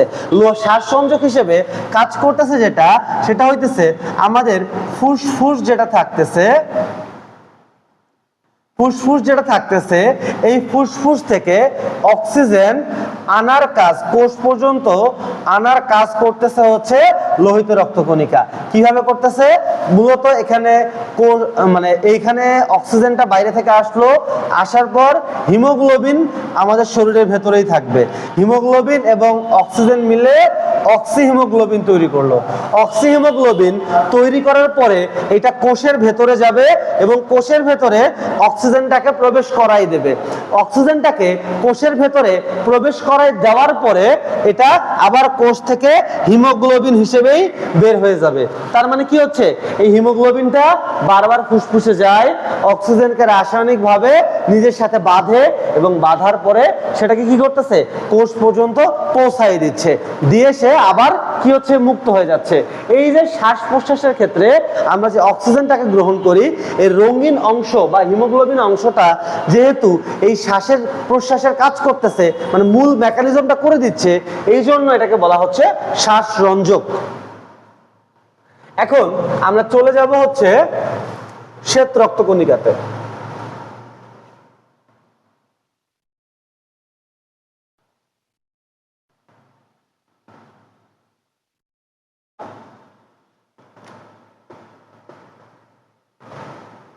শ্বেত রক্তকণিকা বা WBC, এটা হচ্ছে হোয়াইট ব্লাড সেল। এটাকে আমরা সেল বলতে পারি কারণ এর নিউক্লিয়াস থাকতেছে কয়টা, এর নিউক্লিয়াস থাকতেছে হচ্ছে 2টা থেকে 7টা পর্যন্ত নিউক্লিয়াস থাকতে পারে একটা শ্বেত রক্তকণিকার ক্ষেত্রে। 2টা থেকে 7টা পর্যন্ত নিউক্লিয়াস যদি থাকে, বা 1টা থেকে 7টা পর্যন্ত নিউক্লিয়াসও থাকতে পারে, মানে সিঙ্গেল নিউক্লিয়াসও থাকতে পারে, একাধিক নিউক্লিয়াসও থাকতে পারে। এই নিউক্লিয়াসগুলো থাকে এবং তারা বিভাজনযোগ্য, তারা বিভাজনক্ষম। আমাদের শরীরের পরিস্থিতির উপর নির্ভর করে তারা তাদের সংখ্যাটাকে বাড়াইতে পারে। এদেরকে আমরা বলতে পারি যে এরা হচ্ছে দেহের প্রহরী, অর্থাৎ দেহটাকে পাহারা দেয় হচ্ছে WBC বা হোয়াইট ব্লাড সেল। দেহের প্রহরী বলতেছি আমরা এটাকে। প্রহরী মানে কি, যে নিরাপত্তা দেয় বা কোষটাকে একটু সুরক্ষা দিচ্ছে বা দেহটাকে সুরক্ষা দিচ্ছে।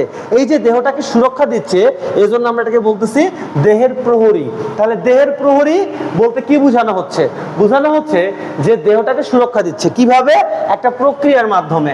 সেই প্রক্রিয়াটার নাম হচ্ছে ফ্যাগোসাইটোসিস। সাইটোসিস। যদি কোনো শব্দে সিস থাকে, মানে শেষ হয় যদি সিস দিয়ে, তাহলে সেটা একটা প্রক্রিয়া। ফাজ, PHAGE, ফাজ মানে হচ্ছে ভক্ষণ করা বা খেয়ে ফেলা। সাইট শব্দের অর্থ কোষ। তাহলে ফ্যাগোসাইটোসিস শব্দটার অর্থ কি? ফ্যাগোসাইটোসিস শব্দটার অর্থ যে কোনো একটা কোষ খেয়ে ফেলার প্রক্রিয়া, এই যে কোনো একটা কোষ খেয়ে ফেলার প্রক্রিয়াটা এটা আসলে কিরকম। আমরা দেখি যে এই যে শ্বেত রক্তকণিকা এটার আসলে নির্দিষ্ট কোনো আকার থাকে না, এটা যে কোনো আকারে হইতে পারে। যেমন লোহিত রক্তকণিকা চাকতির মতো দেখতে ছিল, এটা নির্দিষ্ট কোনো আকার নাই। তো এইটা যে ডাব্লিউবিসি, তারপরে দেখা যাইতেছে এর পরের ধাপে সে একটা জীবাণুকে খুঁজে বের করবে। তাহলে একটা জীবাণুকে যদি খুঁজে বের করে, এটা হচ্ছে ডাব্লিউবিসি, এটাকে খুঁজে বের করবে হচ্ছে একটা, বা যদি পায় একটা জীবাণুকে, তাহলে এটা হচ্ছে সেই জীবাণুটা। তাহলে এই যে জীবাণুটা থাকলো, এই জীবাণুটাকে খুঁজে পাওয়ার পরে সে করবে কি, সেই জীবাণুটাকে তাড়া করবে এবং এই জীবাণুটাকে ঘিরে ধরবে। এই যে জীবাণুটাকে ঘিরে ধরলো, ঘিরে ধরার পরে দেখা যাবে যে এই যে ঘিরে ধরছে, এবং তারপরের ধাপে দেখা যাবে যে হচ্ছে এটা কি করছে, পুরা মানে ওই জীবাণুটাকে বা দেহের যে শত্রু, এই শত্রুটাকে মূলত হচ্ছে একদম ভেতরে নিয়ে নিচ্ছে। তারপরের ধাপে যেটা করবে সেটা হচ্ছে এটাকে রাসায়নিকভাবে একদম নিষ্ক্রিয় করে দেবে। তাহলে শ্বেত রক্তকণিকার ভেতরে তখন আর ওই জীবাণুটাকে পাওয়া যাবে না। তাহলে পুরো প্রক্রিয়াটা আমি আবারও বলে দেই, এটা হচ্ছে আমাদের শ্বেত রক্তকণিকা বা ডাব্লিউবিসি। এই শ্বেত রক্তকণিকা একটা জীবাণুকে খুঁজে বের করবে কোষের ভেতরে, ঠিক যেমনটা চাল বাছে, চালের ভেতর থেকে ধান বাছতে গেলে কি হয়, একটা একটা করে চাল বাছতে হয় এবং একটা করে ধান পাওয়া যায় বা মোড়া চাল পাওয়া যায়। ঠিক সেম ভাবে এই জীবাণুটাকে খুঁজে বের করবে, করার পরে এই ডাব্লিউবিসি করবে কি, এই শ্বেত রক্তকণিকা যে জীবাণুটা আছে এই জীবাণুটাকে তাড়া করবে এবং জীবাণুটাকে তাড়া করার পরে সেটা তার ভেতরে নেবে, নেওয়ার পর রাসায়নিকভাবে এই জীবাণুটাকে ধ্বংস করে ফেলবে। এই যে ফ্যাগোসাইটোসিস প্রক্রিয়া, এই জন্য আমাদের হোয়াইট ব্লাড সেল বা এটাকে আমরা বলতেছি হচ্ছে দেহের প্রহরী বা আমাদের দেহের যে মানে বলতে পারি সিকিউরিটি গার্ড। ঠিক আছে, শ্বেত রক্তকণিকা বিভিন্ন ধরনের হইতে পারে, বাট দানাদারের ভিত্তিতে আমরা শ্বেত রক্তকণিকাকে দুই ভাগে ভাগ করতে পারি। একটা হচ্ছে দানাদার এবং আরেকটা হচ্ছে অদানাদার। দানাদার শ্বেত রক্তকণিকাগুলোর মধ্যে পড়বে হচ্ছে নিউট্রোফিল, ইওসিনোফিল এবং বেসোফিল। অদানাদারের মধ্যে পড়বে হচ্ছে লিম্ফোসাইট এবং মনোসাইট।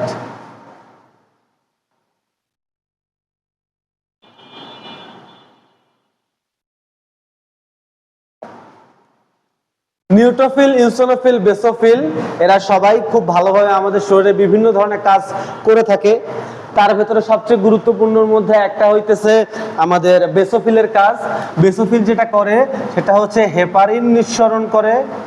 এই হেপারিন যেটা নিঃসরণ করে, হেপারিন এমন একটা বস্তু যে বস্তুটা আমাদের রক্তকে আমাদের শরীরের ভেতরে তরল রাখতে সহযোগিতা করতেছে। অর্থাৎ এই হেপারিন, এই বস্তুটা যদি সঠিকভাবে আমাদের শরীরে কাজ করে তাহলে আমাদের রক্ত তরল থাকবে, না হলে যে কোনো অবস্থায় আমাদের শরীরের রক্তটা আমাদের শরীরের ভেতরে জমাট বেঁধে যাচ্ছে। আমাদের রক্ত হচ্ছে কলয়েড ধর্মী পদার্থ, একটু 19 থেকে 20 হইলে সেটা জমাট বেঁধে যাওয়ার কথা। ঠিক যেমনটা দুধের ক্ষেত্রে দেখা যায়, একটু 19 থেকে 20 বা একটু কোনো কিছু হইলেই দেখা যাচ্ছে দুধটা ফেটে যায়, তার মানে এর প্রোটিনগুলো আলাদা হয়ে যাচ্ছে এবং জলীয় অংশটা আলাদা হয়ে যাচ্ছে। ঠিক সেম এই ব্লাডটার ক্ষেত্রে, আমাদের ব্লাডের ক্ষেত্রেও হইতে পারে, কিন্তু এটা যেন ঠিকভাবে মানে না হয় বা এটা যেন না ঘটে, সেই জন্য যেটা কাজ করে সেটা হচ্ছে হেপারিন।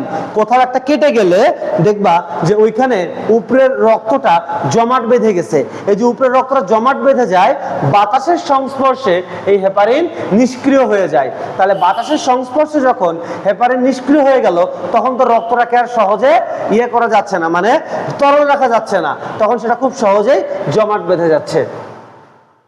তারপরে শ্বেত রক্তকণিকা আমাদের অ্যালার্জির জন্য কাজ করতেছে। অ্যালার্জিটা কি কাজ করতেছে, সেটার জন্য হিস্টামিন নিঃসরণ করে।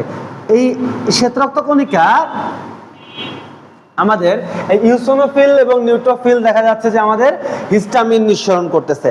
হিস্টামিন নিঃসরণ কিভাবে করে সেটা বলি। দেখো, ধরো তুমি চিংড়ি মাছ খাইলা, খাওয়ার পরে চিংড়ি যদিও মাছ না, চিংড়ি একটা ওয়ান টাইপ অফ পোকা, তো চিংড়ি খাইলা বা ইলিশ মাছ খাইলা, মানে যেটাতে মানে অ্যালার্জি হইতে পারে, বা বেগুন খাইলা, খাওয়ার পরে প্রচন্ড পরিমাণে গা চুলকাচ্ছে, গায়ে চাকা চাকা হয়ে যাচ্ছে। এটা আসলে কেন হচ্ছে? এটা হওয়ার প্রধান কারণ হইতেছে ওই খাবারের ভেতরে কিছু কেমিক্যাল থাকবে। প্রত্যেকটা খাবারের ভেতরে কিছু কেমিক্যাল থাকতেছে। এই কেমিক্যালটাকে আমাদের শরীর কোনোভাবে শত্রু মনে করতেছে। যখন এইটাকে শত্রু মনে করতেছে, তখন এই শ্বেতরক্ত কণিকাগুলা কি করতেছে? হিস্টামিন নিঃসরণ করতেছে। এই হিস্টামিন নিঃসরণ করতেছে ওই কেমিক্যাল গুলাকে মারার জন্য। তাহলে যখন এই কেমিক্যাল গুলাকে মারার জন্য হিস্টামিন নিঃসরণ করলো, তখন দেখা যাবে আমরা যে ওষুধগুলা খাবো এই ওষুধগুলা হবে হচ্ছে অ্যান্টিহিস্টামিন। অ্যান্টিহিস্টামিন কি করতেছে? অ্যান্টিহিস্টামিন এই হিস্টামিনটাকে নিষ্ক্রিয় করে দিচ্ছে, যার ফলে সে আর ওই রাসায়নিক গুলার ক্ষেত্রে, মানে বেগুন, চিংড়ি বা ইলিশের ভেতরে যে কেমিক্যাল গুলা থাকতেছে বা যে জৈব রাসায়নিক পদার্থগুলো থাকতেছে, এগুলাকে আর আক্রমণ করতে যাচ্ছে না অ্যান্টিহিস্টামিন খাওয়ার ফলে। অ্যালার্জি তখনই থামবে যখন অ্যান্টিহিস্টামিন পাবে বা আমরা যখন ঘুমাইতে পারবো। অ্যালার্জি ওঠার যদি সম্ভাবনা থাকে, যে কোনো অ্যালার্জিক অ্যাকশনের ক্ষেত্রে যদি সম্ভব হয় ঘুমানোর, তাহলে যদি একবার ঘুমাইতে পারো দেখবা যে অ্যালার্জি অনেকটাই ভালো হয়ে গেছে। কিন্তু যদি ঘুমানো সম্ভব না হয়, তখন সেক্ষেত্রে আমাদেরকে হিস্টামিনটাকে আটকানোর ব্যবস্থা নিতে হবে। সেটা হচ্ছে অ্যান্টিহিস্টামিন ওষুধ খাইতে হবে। আশা করি বুঝতেই পারছি। লিম্ফোসাইট, মনোসাইট এগুলো হচ্ছে আমাদের অ্যান্টিবডি তৈরি করে প্রধানত, এবং অ্যান্টিবডি যেগুলো থাকতেছে, অ্যান্টিবডি হচ্ছে ওয়ান টাইপ অফ মানে প্রোটিন বলতে পারি আমরা, মানে প্রতিষেধক বলতে পারি। যেমন করোনা ভাইরাস এর ভ্যাকসিন যখন দেওয়া হচ্ছে, তখন আসলে তোমার ভেতরে কি দেওয়া হচ্ছে? তখন তোমার ভেতরে কিন্তু করোনার ভ্যাকসিনই দেওয়া হচ্ছে। এবং করোনার ভ্যাকসিনের ভেতরে কি আছে? করোনার ভ্যাকসিনের ভেতরে করোনার জীবাণুটাই আছে। অর্থাৎ করোনার ভ্যাকসিন দিয়া কলেরা আটকাবে না। কেন কলেরা আটকাবে না? কারণ করোনার ভ্যাকসিনের মাধ্যমে তোমার শরীরে করোনার জীবাণু প্রবেশ করায় দেওয়া হচ্ছে। কিন্তু এই জীবাণুগুলার একটা বৈশিষ্ট্য আছে।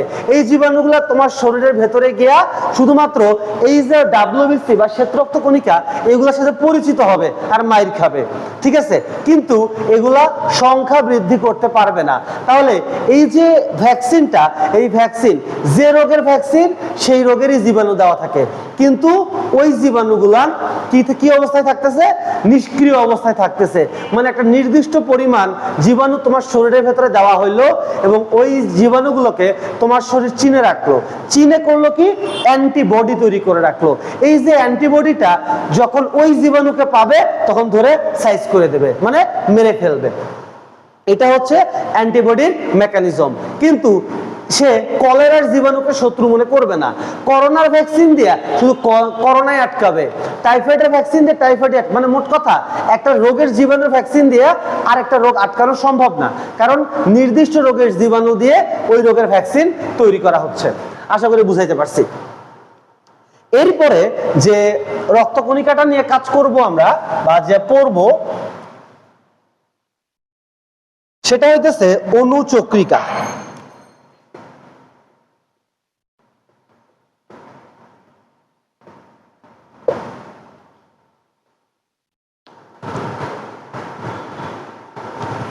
তো অনুচক্রিকার আরেকটা নাম হচ্ছে থ্রোম্বোসাইট। ও একটা জিনিস বলতে ভুলে গেছি, সেটা হইতেছে ডাব্লিউবিসি যেটা থাকবে, এটার আরেকটা নাম হচ্ছে লিউকোসাইট। লিউকো শব্দের অর্থ হচ্ছে সাদা, সাইট শব্দের অর্থ হচ্ছে কোষ। আশা করি তোমরা শ্বেত রক্তকণিকা দেখছো। কিভাবে দেখছো? কোনো এক জায়গায় পুজ হইলে ওই পুজটা কি হচ্ছে? সাদা রঙের হচ্ছে। এই যে সাদা রঙের যে পুজটা, এই সাদা রঙের পুজটা কই থেকে আসলো? সাদা রঙের পুজটা আসলো হচ্ছে কোথাও একটা ইনফেকশন হয়েছে, সেই জন্য। কোথাও একটা ইনফেকশন বলতে কি বোঝানো হচ্ছে? ওইখানে কোনো একটা পরজীবী বা বাইরের কোনো একটা জীবাণু বা দেহ শত্রু মনে করে এরকম কোনো কিছু অ্যাটাক করছে ওখানে। তাহলে কোনো জীবাণু যখন আমাদের ক্ষতস্থানে অ্যাটাক করতেছে তখন ওখানে আমাদের দেহের পক্ষ থেকে কাজ করতে যাচ্ছে হচ্ছে এই ডাব্লিউবিসি বা শ্বেত রক্তকণিকা। এই শ্বেত রক্তকণিকা আমরা দেখতে পারি পুঁজ হিসেবে। ওই পুঁজগুলো হচ্ছে তোমার শরীরের মৃত শ্বেত রক্তকণিকা বা তোমার পক্ষে জীবাণুর বিরুদ্ধে যুদ্ধ করতে যায় শহীদ হওয়া শ্বেত রক্তকণিকা। যে পুঁজটা জমে ওই ক্ষতস্থানে সেটা মূলত হচ্ছে মৃত শ্বেত রক্তকণিকা। যে মৃত শ্বেত রক্তকণিকা কি করছে, ওই যে জীবাণুর বিরুদ্ধে লড়াই করতে গিয়া মারা গেছে। আশা করি বুঝতে পারছো। এখন আমরা আসি অনুচক্রিকা। অনুচক্রিকার ক্ষেত্রে এটার প্রধান কাজ কি? এটার প্রধান কাজ হচ্ছে রক্ততঞ্চন। রক্ততঞ্চন বলতে আসলে কি বোঝানো হচ্ছে? রক্ততঞ্চন বলতে বোঝানো হচ্ছে রক্ত জমাট বাঁধা।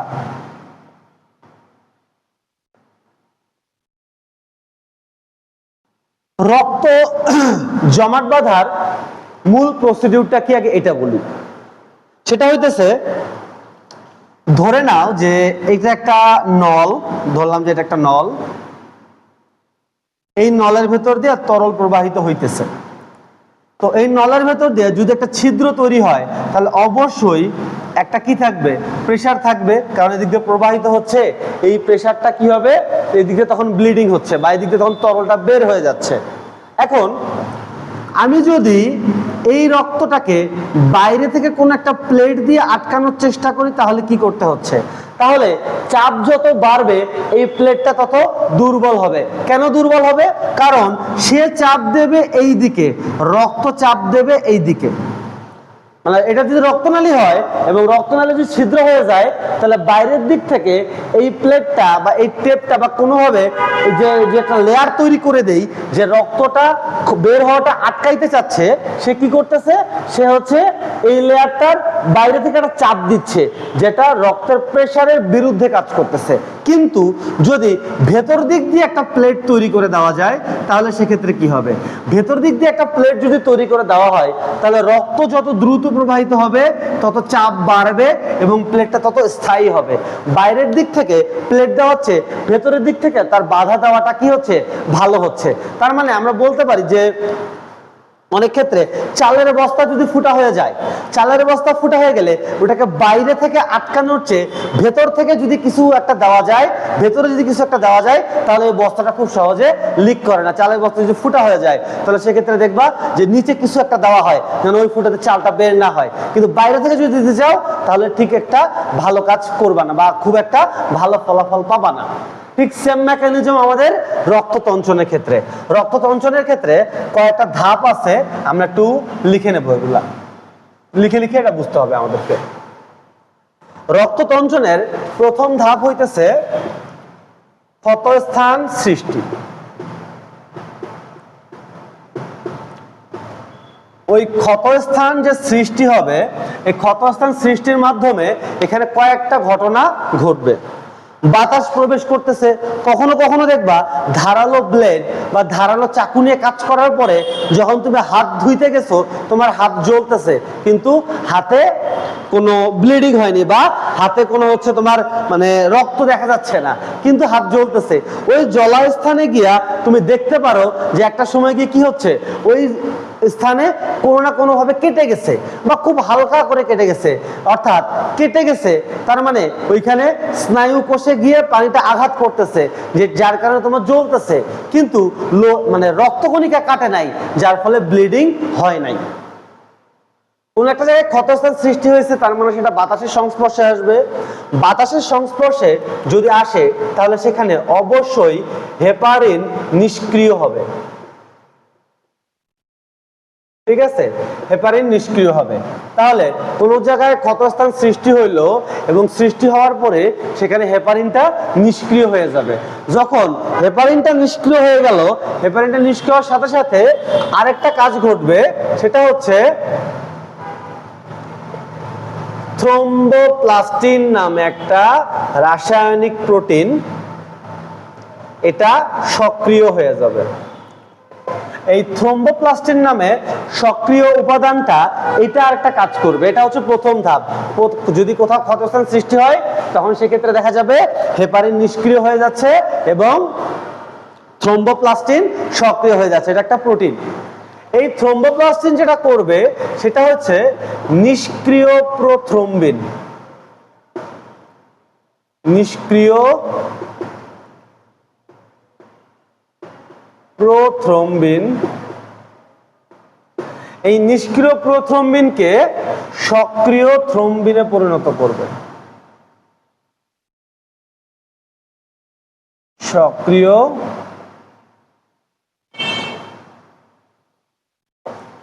তাহলে নিষ্ক্রিয় প্রোথ্রম্বিন থেকে সক্রিয় থ্রম্বিনে পরিণত হবে। এখানে যেটা কাজ করবে সেটা হচ্ছে থ্রম্বোপ্লাস্টিন। তাহলে নিষ্ক্রিয় প্রোথ্রম্বিন থেকে থ্রম্বোপ্লাস্টিন কি করতেছে? সক্রিয় থ্রম্বিনে পরিণত করতেছে একটা কোষকে বা একটা রাসায়নিককে। 3 নাম্বার স্টেপ, এই যে থ্রম্বিন যেটা সক্রিয় হয়ে গেল, এই থ্রম্বিন একটা কাজ করবে, সেটা হচ্ছে আমাদের কোষে থাকা ফাইব্রিনোজেন প্রোটিন যেটা থাকবে, ফাইব্রিনোজেন প্রোটিনকে একীভূত করবে এবং করার পরে এখানে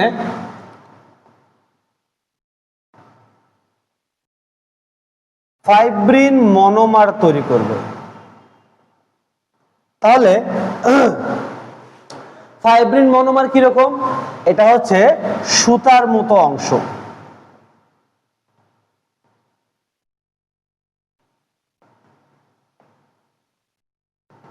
ফাইব্রিন মনোমার হচ্ছে সুতার মতো অংশ। তাহলে সেদিক থেকে দেখা যাইতেছে পুরো প্রক্রিয়াটা এই পর্যন্ত আমি আরেকবার বলে দেই। সেটা হইতেছে ক্ষতস্থান প্রথমত সৃষ্টি হবে, ক্ষতস্থান সৃষ্টি হওয়ার পরে সেখানে হেপারিন নিষ্ক্রিয় হবে এবং হেপারিন নিষ্ক্রিয় হওয়ার পরে সেখানে থ্রম্বোপ্লাস্টিন নামে একটা রাসায়নিক উপাদান সক্রিয় হবে। এই থ্রম্বোপ্লাস্টিন নামক যে উপাদানটা আছে, এই থ্রম্বোপ্লাস্টিন নামক উপাদানটা নিষ্ক্রিয় প্রোথ্রম্বিন নামক যে উপাদানটা আছে এইটাকে করবে কি? সক্রিয় থ্রম্বিনে পরিণত করবে। এই নিষ্ক্রিয় প্রোথ্রম্বিন থেকে যখন সক্রিয় থ্রম্বিনে পরিণত হবে, এই সক্রিয় থ্রম্বিন কি করবে? এই সক্রিয় থ্রম্বিন ফাইব্রিনোজেন প্রোটিন যেটা আছে, ফাইব্রিনোজেন নামক প্রোটিনকে ফাইব্রিন মনোবার বা সুতার মতো ফাইবার তৈরি করবে। এই সুতার মতো ফাইবার যেগুলো থাকবে, এই সুতার মতো ফাইবার গুলা তৈরি করবে হচ্ছে ফাইব্রিন জালক।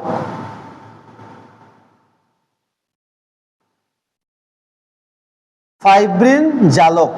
এই ফাইব্রিন জালক যেটা আছে এটার ভেতরে যেটা হবে সেটা হইতেছে এই ফাইব্রিন জালক তৈরি হয়ে যাওয়ার পরে এটার ভেতরে কণাগুলো আটকায় যাবে, অর্থাৎ রক্তকণিকাগুলো আটকায় যাবে এবং একটা প্লেটের মতো উপাদান তৈরি করবে। এই যে একটা প্লেটের মতো উপাদান তৈরি করলো, ওই যে একটু আগে বলছিলাম যে রক্ত নালীর ক্ষেত্রে যদি কোথাও ছিদ্র হয়ে যায়, এটা বাইরের দিক থেকে বের হতে যাবে, মানে ভেতর থেকে বাইরে বের হইতে যাবে। এটাকে তখন কি করতে হবে? বাইরে থেকে আটকানোর পরিবর্তে ভেতর থেকে একটা প্লেট তৈরি করে দিলে সেই চাপেই সেটা শক্তিশালী হবে, অর্থাৎ কইয়ের তেলে কই ভাজার মতো অবস্থা হবে। অর্থাৎ রক্তচাপ যত সক্রিয় মানে বাড়বে, দেখা যাবে যে এই প্লেটটা তত স্থায়ী বা তত টেকসই হচ্ছে। তাহলে এখানে দেখা যাইতেছে এই ফাইব্রিন জালক। তাহলে পুরো প্রসেসটা আমি আরেকবার বলে দিচ্ছি। ক্ষতস্থান সৃষ্টির পরে হেপারিন নিষ্ক্রিয় হইলো, থ্রম্বোপ্লাস্টিন সক্রিয় হইলো। থ্রম্বোপ্লাস্টিন কি করলো? নিষ্ক্রিয় প্রথম্বিন থেকে সক্রিয় থ্রম্বিনে পরিণত করলো। সক্রিয় থ্রম্বিন কি করলো? সক্রিয় থ্রম্বিন হচ্ছে ফাইব্রিনোজেন প্রোটিন থেকে ফাইব্রিন মনোমার তৈরি করলো এবং ফাইব্রিন মনোমার থেকে ফাইব্রিন জালক সৃষ্টি হলো, যেটার ভেতরে রক্তকণিকাগুলো আটকায় গেল এবং একটা প্লেটের মতো অংশ সৃষ্টি করলো, যেটা ক্ষতস্থানে বা ক্ষতিগ্রস্ত হওয়া রক্তনালীতে গিয়া রক্ত আটকায় দিল। এই যে জমে গেল কিছুক্ষণের জন্য বা রক্তটা আটকায় দিল, এটাকে আমরা বলতেছি রক্ততঞ্চন। আশা করি বুঝতে পারছো।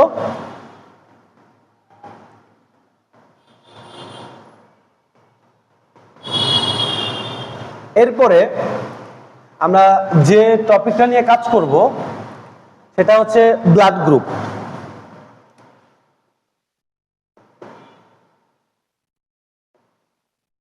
ব্লাড গ্রুপ বিশ্বে মোটামুটি ভাবে 13 ধরনের ব্লাড গ্রুপিং প্রচলিত আছে। 13 ধরনের ব্লাড গ্রুপিং পরিচিত আছে। তার ভেতরে অন্যতম আমরা ব্লাড গ্রুপিং যেটা বুঝি সেটা হচ্ছে এবিও গ্রুপিং সিস্টেম বা এবিও ব্লাড গ্রুপিং। তাহলে এই যে এবিও ব্লাড গ্রুপিং এটা তৈরি করলো কে? এটা তৈরি করলো হচ্ছে বিজ্ঞানী কার্ল ল্যান্ডস্টেইনার।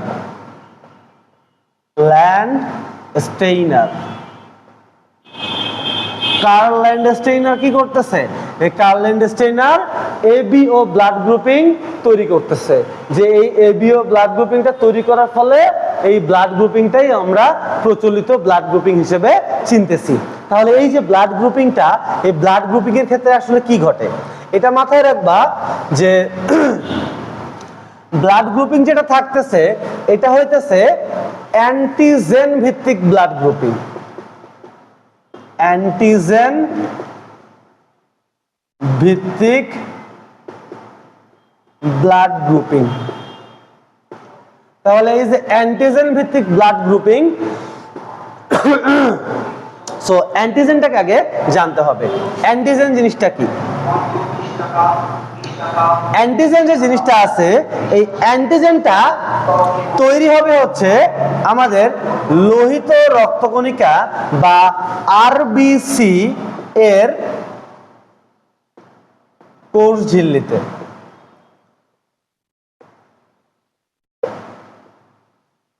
অ্যান্টিজেন এটা কখনো চেঞ্জ হবে না।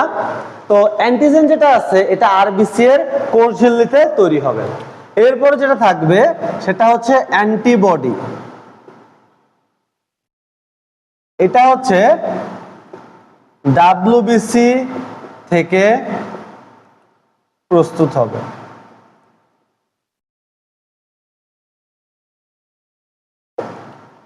তাহলে অ্যান্টিবডি এবং অ্যান্টিজেন আশা করি বুঝতে পারছি।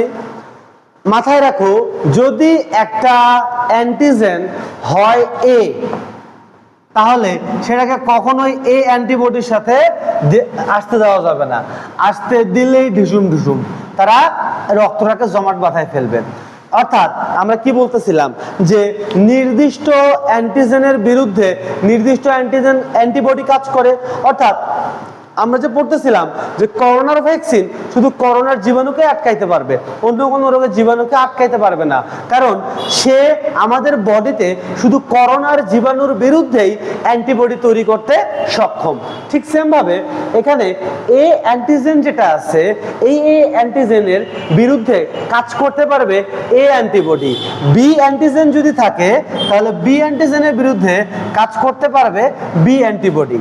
অর্থাৎ সি অ্যান্টিজেন থাকলে ওই অ্যান্টিজেনের বিরুদ্ধে কাজ করবে সি অ্যান্টিবডি।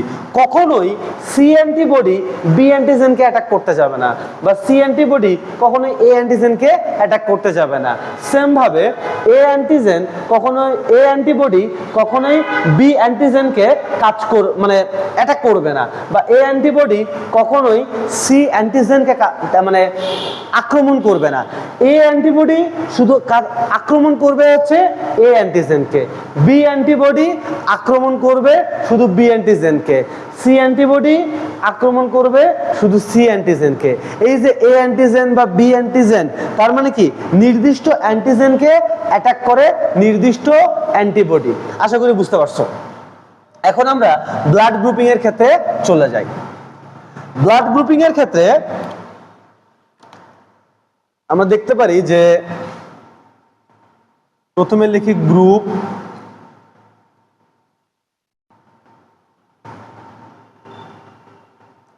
এই যে আমরা লিখে নিলাম গ্রুপ, তারপরে থাকলো হচ্ছে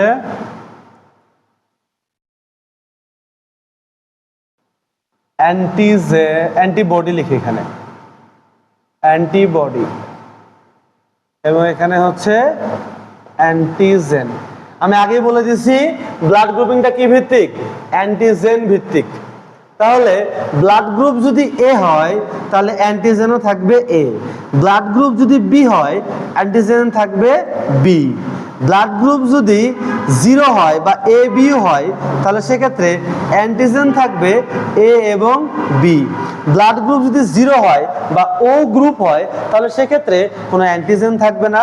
এখন এ অ্যান্টিজেনের ক্ষেত্রে আমরা দেখতে পারবো যে অ্যান্টিবডি কোনটা থাকতেছে, অ্যান্টিবডি বি থাকতেছে, বি অ্যান্টিজেনের ক্ষেত্রে অ্যান্টিবডি এ থাকতেছে, মানে এগুলো হচ্ছে মানুষের দেহে থাকবে। যার ক্ষেত্রে ব্লাড গ্রুপ এ সে হচ্ছে এ অ্যান্টিজেন ধারণ করবে এবং অ্যান্টিবডি বি ধারণ করবে।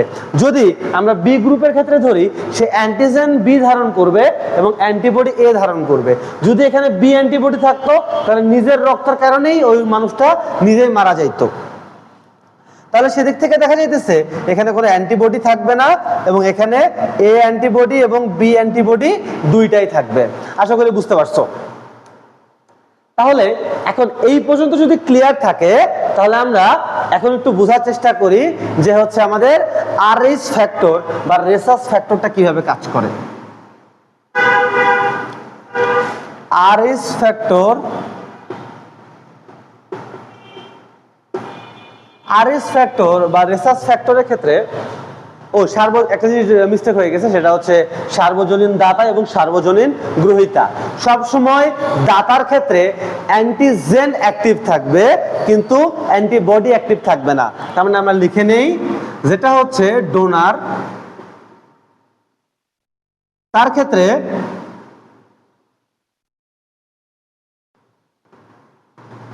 অ্যান্টিজেন অ্যাক্টিভ থাকবে, অ্যান্টিবডি অ্যাক্টিভ থাকবে না। যে রিসিভার তার ক্ষেত্রে অ্যান্টিজেন অ্যাক্টিভ থাকবে, অ্যান্টিবডিও অ্যাক্টিভ থাকবে। তাহলে এখন কথা হইতেছে আমরা একটু বোঝার চেষ্টা করি জিনিসটা। আমাদের অ্যান্টিজেন যেটা থাকবে, অ্যান্টিজেনের ক্ষেত্রে কি হবে? অ্যান্টিজেনের ক্ষেত্রে দেখা যাবে যে ডোনার যে তার অ্যান্টিজেনটা কাজ করতেছে, ধরে নিলাম যে এ গ্রুপ যাবে হচ্ছে আমাদের বি গ্রুপকে দিতে। তাহলে এ গ্রুপের প্রপার্টিজ কি কি? এ গ্রুপের প্রপার্টিজ হইতেছে যে এ গ্রুপের অ্যান্টিজেন এ থাকবে, অ্যান্টিবডি বি থাকবে। তাহলে বি গ্রুপের ক্ষেত্রে কি হবে? বি গ্রুপের ক্ষেত্রে কিন্তু অ্যান্টিজেন বি থাকবে, অ্যান্টিবডি এ থাকবে। এই এ অ্যান্টিবডি যখন এ অ্যান্টিজেনকে পাবে তখন রক্ত জমাট বেঁধে যাবে। দেখা যাবে যে হচ্ছে এখানে কি হচ্ছে, রক্তটাকে জমাট বাঁধায় ফেলতেছে। তাহলে রিসিভারের ক্ষেত্রে যদি অ্যান্টিবডি না থাকে এবং ডোনারের ক্ষেত্রে যদি অ্যান্টিজেন না থাকে তাহলে সেটা সর্বজনীনভাবে ব্যবহার করা যেতে পারে। ডোনারের ক্ষেত্রে দেখা যাচ্ছে অ্যান্টিবডি নাই, কার অ্যান্টিবডি নাই হইতেছে এ বির, সেই জন্য এ বি হচ্ছে সার্বজনীন দাতা। এবং রিসিভারের ক্ষেত্রে অ্যান্টিবডি নাই, কার অ্যান্টিবডি নাই হইতেছে, সরি আমি একটা ভুল বলছি, ডোনারের ক্ষেত্রে অ্যান্টিজেন নাই হইতেছে ও গ্রুপের, সেই জন্য এটাকে বলা হচ্ছে সার্বজনীন দাতা। এবং যেহেতু এ বি এর ক্ষেত্রে অ্যান্টিবডি নাই, তার মানে অ্যাটাক করার মতন কেউ নাই, সেই জন্য এটাকে বলা হচ্ছে সার্বজনীন গ্রহীতা। আশা করি বুঝতে পারছো। এরপরে আমাদের আরএইচ ফ্যাক্টরটা মিস হয়ে গেছে। আরএইচ ফ্যাক্টর,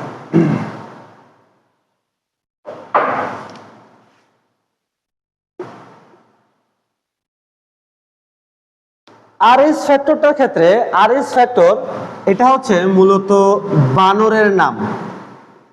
RHESUS, রেসাস হচ্ছে একটা বানরের নাম।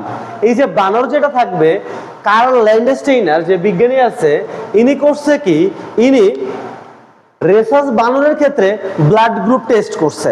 ব্লাড গ্রুপ সেম পাওয়ার পরে দেখা গেছে একটা বানরের ব্লাড আরেকটা বানরের ভেতরে প্রবেশ করাইছে, করার পরে দেখা গেল ওই রেসাস বানরটা মারা গেল। তারপরে কার্ল ল্যান্ডস্টেইনার দেখলো যে এই যে অ্যান্টিজেন এবং অ্যান্টিবডি এটা বাদেও আরেকটা ফ্যাক্টর থাকে, সেটা হচ্ছে এই ফ্যাক্টরটা যেটা কি করতেছে, সেম ব্লাড গ্রুপ হওয়া সত্ত্বেও কি করতেছে, ওই রক্তগুলোকে আলাদা করতেছে। এই যে সেম ব্লাড গ্রুপ হওয়া সত্ত্বেও যে রক্তগুলোকে আলাদা করতেছে, এগুলোকে আমরা বলবো হচ্ছে রেসাস ফ্যাক্টর নাম দিল উনি।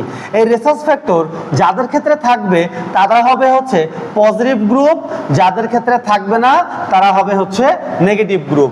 তাহলে আমরা একটা উদাহরণের মাধ্যমে আসি যে আমাদের যদি বলি যে এ পজিটিভ ব্লাড গ্রুপের ক্ষেত্রে প্রপার্টিজ গুলো কি কি, এখানে অ্যান্টিজেন থাকবে হচ্ছে এ, অ্যান্টিবডি থাকবে হচ্ছে বি, এবং আরএইচ ফ্যাক্টর অবশ্যই থাকবে। যদি আমরা ও নেগেটিভের ক্ষেত্রে আসি তাহলে কি হবে, এখানে অ্যান্টিজেন যেটা থাকতেছে এখানে কোনো অ্যান্টিজেন থাকবে না, এখানে অ্যান্টিবডি যেটা থাকতেছে অ্যান্টিবডি দুইটাই থাকবে, মানে এ এবং বি। রেসাস ফ্যাক্টর যেটা থাকবে এই রেসাস ফ্যাক্টরটা অনুপস্থিত থাকবে। আশা করি বুঝতে পারছো ব্লাড গ্রুপের একদম এ টু জেড।